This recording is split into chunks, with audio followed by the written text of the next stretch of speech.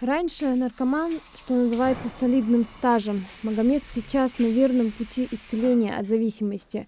Вспоминая себя прошлого, он испытывает сожаление в первую очередь перед своими родными, которые настрадались от его легкомысленного и безответственного поведения. Всему виной дурной пример взрослых, признается парень. Ведь тогда в школе ему казалось, что кайфовать – это круто. Лицо скрывает за маской не столько из-за телекамеры, сколько из-за чувства стыда перед самим собой.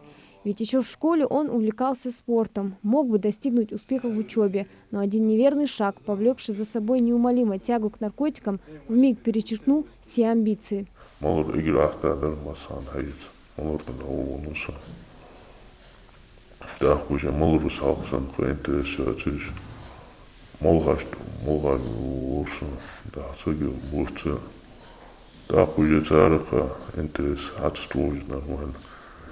Так, баха, сейчас я давит лучше.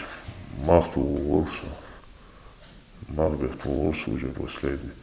Сона сука, ту лет здесь я холста. Хабарайч, мот он да орм джоуэн, ди нашим дохпана ужанди. Джон Пейтон баца, Джон Пейтон хубаца бода. На вроде спокойно динга во сега да рефтезука. Пейтон сон, алхамдулилlah. Сейд йодур нормально, алхамдулилlah, туа унусу, туа да истол. Наана те ходjelен, хайс хусуц, суц, дук хайсу се наансан нормально те. Истол вашта двачи, постоянно елхажи, дук хамаш хусу, хонца. Дурной пример заразителен и губителен оказался для многих больных, которые сейчас проходят лечение здесь. Адам точно так же, как и предыдущий наш герой, стал жертвой влияния так называемых кайфариков. Еще в школе он начал курить травку. Ситуация усугублялась стремительно, вспоминает он, когда начал выпивать почти каждый день. Затем попробовал гашиш, ну а далее по привычному сценарию всех наркоманов подсел на героин. Так бы и закончил, если бы не спохватились родители, которые и обратились за помощью в реабилитационный центр «Наследие». Сейчас он занимается спортом и даже набрал мышечную массу. Читает книги, выучил наизусть некоторые суры из Корана. По окончанию лечения мечтает заняться активистской деятельностью, помогать и другим выйти из мрака. Он обращается ко всем с просьбой не повторять его ошибок.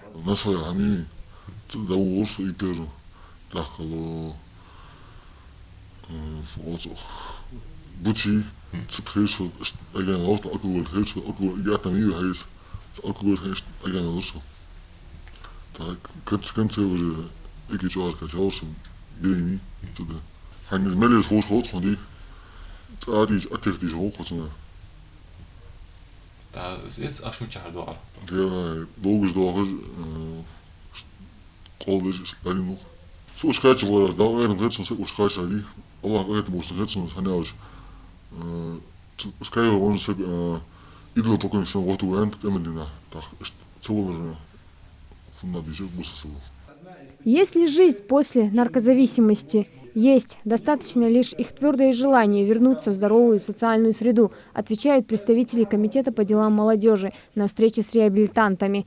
КДМ вместе с сотрудниками Центра «Наследие» заключили договор о ресоциализации их по завершению лечения. Так бывшие наркозависимые смогут участвовать в грантовых конкурсах, заниматься общественной деятельностью и вступить в ряды волонтеров. Основная цель нашего визита сегодня в реабилитационный центр состоит в том, что мы сегодня, как Комитет по делам молодежи, мы должны создавать возможности для самореализации для любой молодежи, в том числе и для тех, кто оступился в этой жизни и пошел по неправильному пути.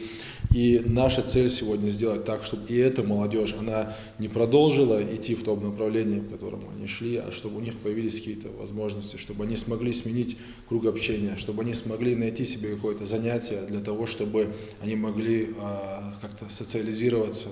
Мы показываем, чем мы их можем сегодня занять. Мы показываем компании успешных, активных, инициативных молодых людей, к которым они в любой момент могут присоединиться и стать и помощниками для них в их работе, и для себя что-то полезное из этого подчеркнуть. Сотрудники реабилитационного центра, в свою очередь, ради их скорейшего возвращения в социальную среду действуют комплексно. В основе реабилитации стоит 12-шаговая программа, которая широко применяется во всем мире для лечения наркозависимых. Задействована исламская медицина, а это хиджама, тминная терапия, обучение и чтение Корана. В центр привлекаются психологи, ведь важно объяснить, что наркотики действительно зло.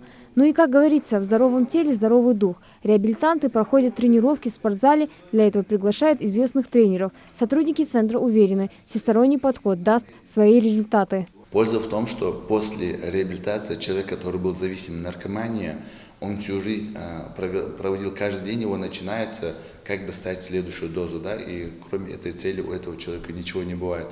После реабилитации, когда у него уже отнимается зависимость от наркотиков, он остается в таком вакууме, в пустоте и не знает, чем заняться. Вот. И комитет по делам молодежи ему уже предлагает вступить в ряды, где он будет задействован, где он будет приносить пользу и себе, и другим. Сотрудники реабилитационного центра призывают при обнаружении признаков употребления наркотиков кем-либо из членов своей семьи незамедлительно принять меры. Ведь это первый шаг к их спасению. Определить наркомана можно легко. Покрасневшие белки глаз, хаотичная жестикуляция, повышенный аппетит или его отсутствие, бледная кожа, торопливая манера разговора и так далее. В Центре наследия готовы провести срочную консультацию и лечение. Все строго анонимно. Хадия Добриева, Адам Мережков, Новости 24.